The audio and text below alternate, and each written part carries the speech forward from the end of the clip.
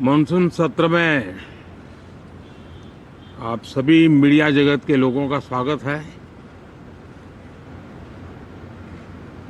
साथियों, मानसून नवीनता और नवसर्जन का प्रतीक है और अब तक जो खबरें मिली हैं, देश में मौसम बहुत ही अच्छे ढंग से आगे बढ़ रहा है। कृषि को लाभदायक मौसम की खबरें हैं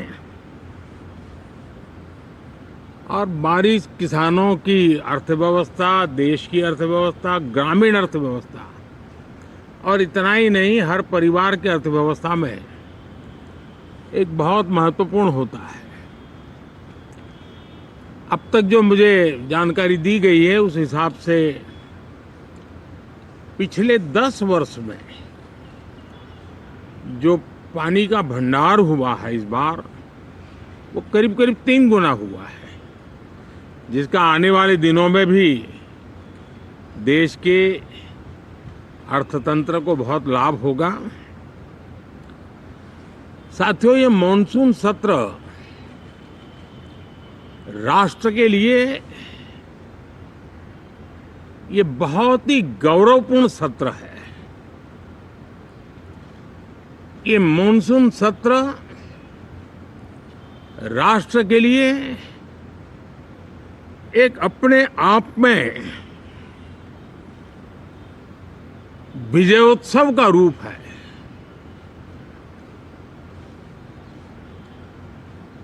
और जब मैं कहता हूं कि सत्र राष्ट्र गौरव और विजयोत्सव का सत्र है, तो सबसे पहले तो मैं पहली बार इंटरनेशनल स्पेस स्टेशन पर भारत का तिरंगा झंडा वहां लहराना, ये हर देशवासी के लिए गौरव की पल है। देश में साइंस टेक्नोलॉजी के प्रति, इनोवेशन के प्रति नया उमंग और उत्साह भरने वाली ये सफल यात्रा रही है और पूरे सांसद, लोकसभा राज्यसभा दोनों सदन, देशवासी जिस गौरव का अनुभव कर रहे हैं उसमें एक स्वर से जुड़ेंगे, एक स्वर से इसका यशगान होगा, जो भारत को अंतरिक्ष में नई ऊंचाइयां पर पहुंचाने वाले जो भावी कार्यक्रम हैं उनके लिए भी प्रेरक बनेगा, प्रोत्साहक बनेगा। साथियों, ये मॉनसून सत्र एक विजयोत्सव है। पूरी दुनिया ने भारत की सैन्य शक्ति का, भारत के सैन्य के सामर्थ्य का रूप देखा है। ऑपरेशन सिंदूर में भारत की सेना ने जो लक्ष्य निर्धारित किया था 100% अचीव किया।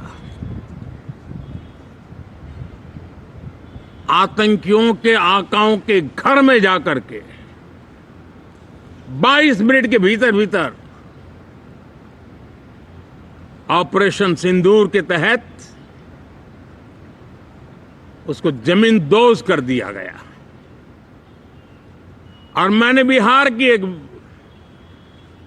कार्यक्रम में इसकी घोषणा की थी जो हमारी सैन्य शक्ति ने बहुत ही कम समय में सिद्ध करके दिखा दिया, और इसमें मेड इन इंडिया सैन्य शक्ति का ये नया स्वरूप, इस पर भी दुनिया बहुत आकर्षित हुई है। इन दिनों विश्व के जिन जिन लोगों से मिलना होता है तो भारत के इस मेड इन इंडिया जो औजार तैयार हो रहे हैं उसके प्रति दुनिया का आकर्षण बढ़ रहा है। मुझे विश्वास है कि जब सदन इस विजयोत्सव को एक स्वर में विजय के भाव से इस सत्र के दरमियान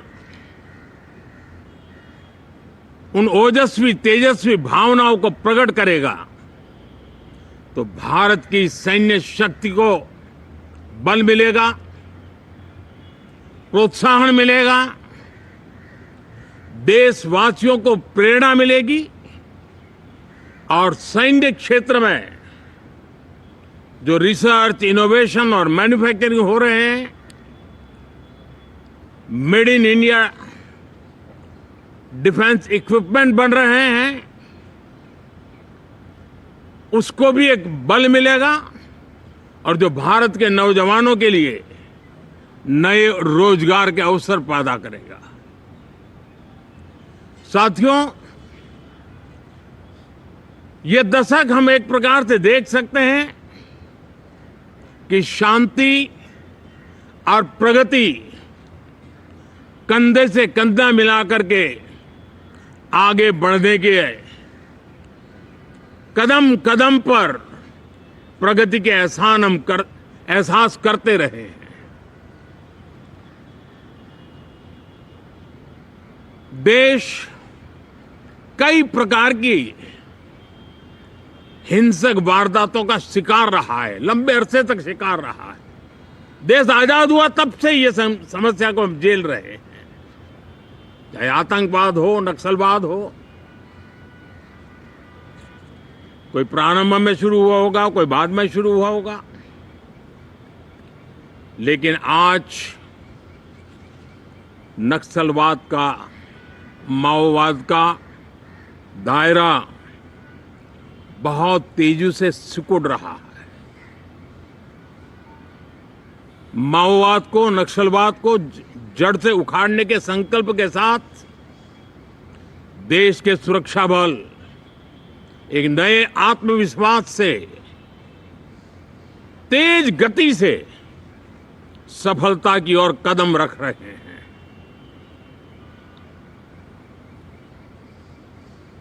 और मैं गर्व से कह सकता हूं,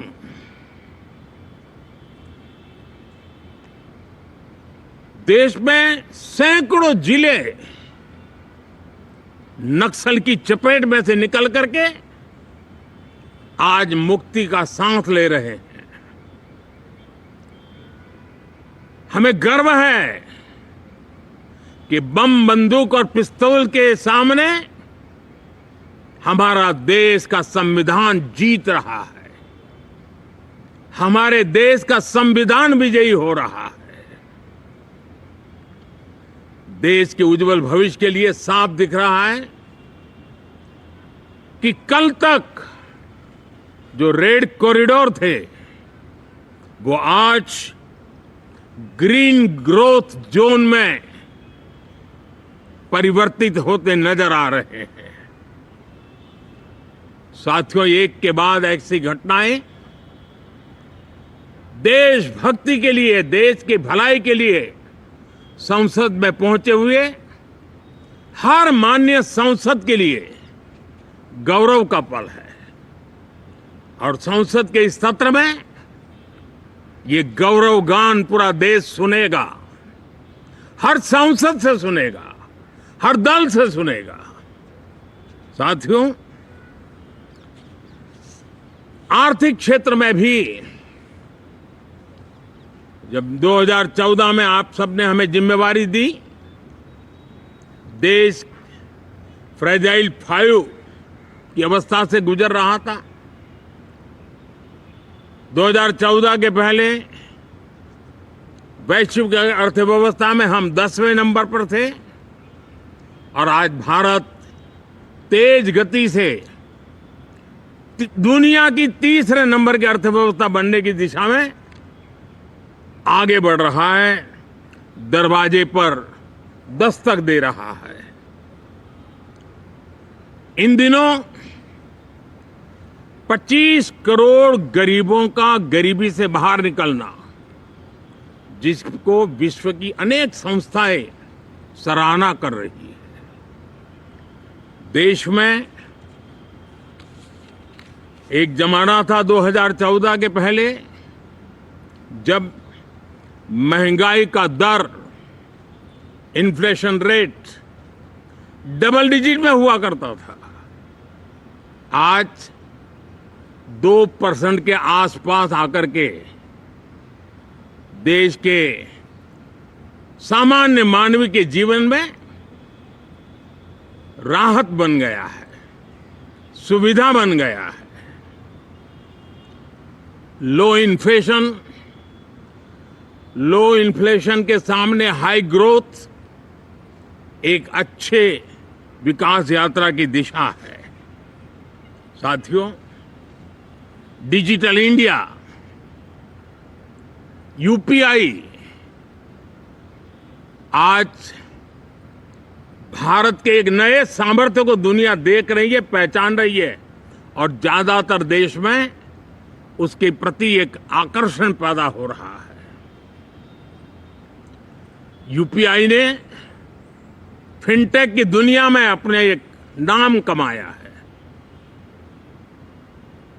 रियल टाइम डिजिटल ट्रांजैक्शन दुनिया में सबसे ज्यादा हो रहे हैं। दुनिया में जितने हो रहे हैं, अकेले भारत में उससे ज्यादा हो रहे हैं। साथियों, पिछले दिनों इंटरनेशनल लेबर ऑर्गेनाइजेशन का एक वैश्विक समागम था और उसमें भारत ने बहुत बड़ी ऊंचाई प्राप्त की है। आईएलओ का कहना है कि 90 करोड़ से ज्यादा लोग भारत में अब सोशल सिक्योरिटी के दायरे में हैं। ये अपने आप में एक बहुत बड़ा अचीवमेंट है। उसी प्रकार से वैश्विक संस्था WHO ने ये कहा है कि भारत अब आंख की जो बीमारी आमतौर पर बारिश के सीजन में ज्यादा देखी जाती थी, ट्रैकोमा, अब भारत को WHO ने ट्रैकोमा फ्री घोषित किया है। तो आरोग्य के क्षेत्र में भी ये अपने आप में एक महत्वपूर्ण भारत के लिए सिद्धि है। साथियों, पहलगाम की क्रूर अत्याचार, नरसंहार, पूरी दुनिया चौंक उठी थी। आतंकवादी और आतंकवादी के आके दुनिया का ध्यान उनकी तरफ केंद्रित हुआ था और उस समय दल हित छोड़ करके देश हित में हमारे ज्यादातर दलों के प्रतिनिधि, ज्यादातर राज्यों के प्रतिनिधि विश्व भ्रमण किया, दुनिया के अनेक देशों में गए और एक स्वर से दुनिया के सामने आतंकवादियों का आका पाकिस्तान को बेनकाब करने का एक बहुत सफल अभियान चलाया। मैं आज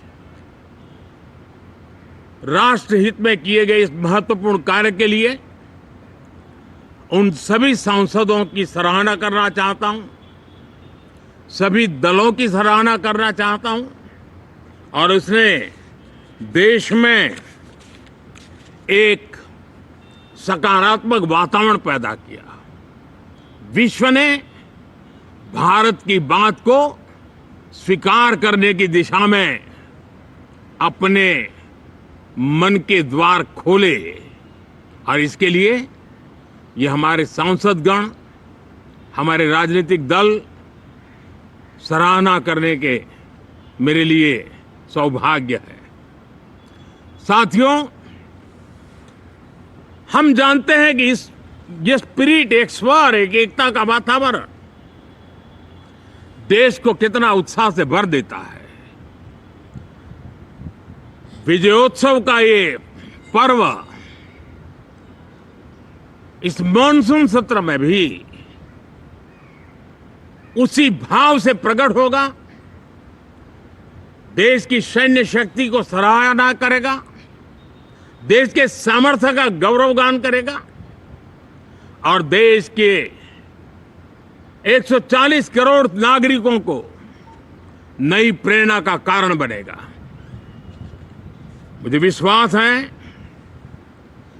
कि हम सब मिलकर के डिफेंस के क्षेत्र में आत्मनिर्भर होने के इन प्रयासों को बल दें, सेना के सामर्थ्य की सराहना करें। और मैं आज देशवासियों के सामने जरूर कहूंगा और देश के राजनीतिक दलों से भी कहूंगा कि देश ने एकता की ताकत देखी है, एक स्वर का सामर्थ्य क्या होता है देखा है। तो सदन में से भी सभी माननीय सांसद उसको बल दें, उसको आगे बढ़ाएं। और मैं जरूर कहूंगा, राजनीतिक दल अलग अलग हैं, हर एक का अपना एक एजेंडा है, अपनी एक भूमिका है, लेकिन मैं इस वास्तविकता को स्वीकार करता हूं कि दल हित में मत भले न मिले, लेकिन देश हित में मन जरूर मिले।